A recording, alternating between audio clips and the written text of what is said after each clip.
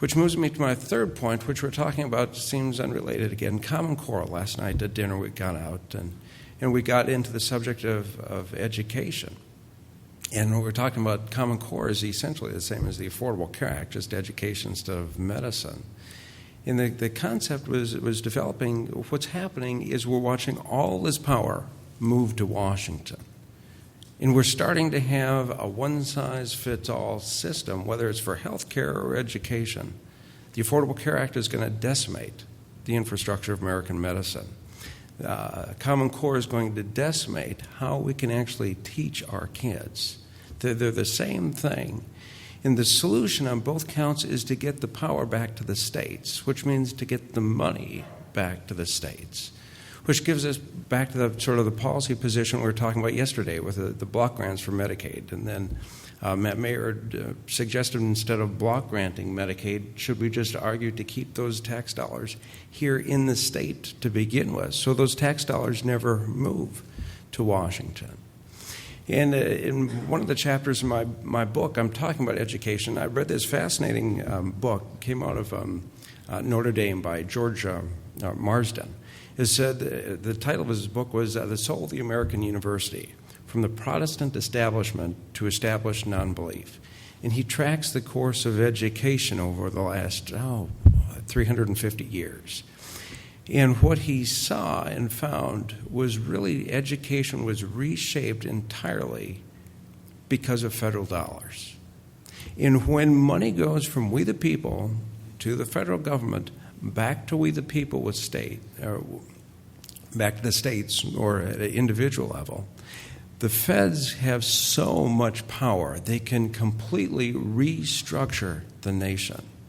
And the big point I want to get to, because we've heard two excellent presentations about the details of Medicaid, is we have to develop a system where the states maintain control of the states.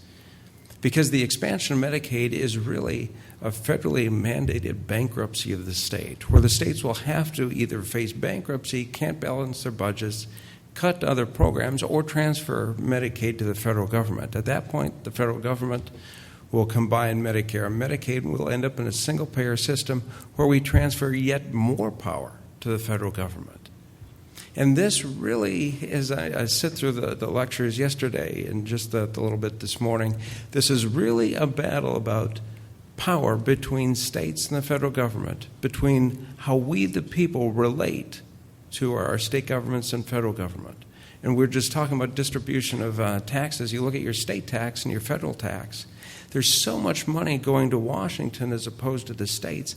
That should be completely inverted. We should be able to keep those dollars at the state level to let each state and each county, as you were talking about earlier, start to meet the needs of their people.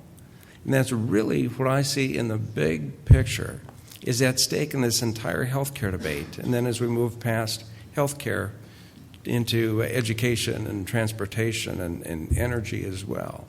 So my last parting ideas here, I think I'm just about done with my 10 or 12 minutes, but let's do what we can, starting with healthcare. There's an opportunity. The healthcare debate fundamentally shifted 7 weeks ago.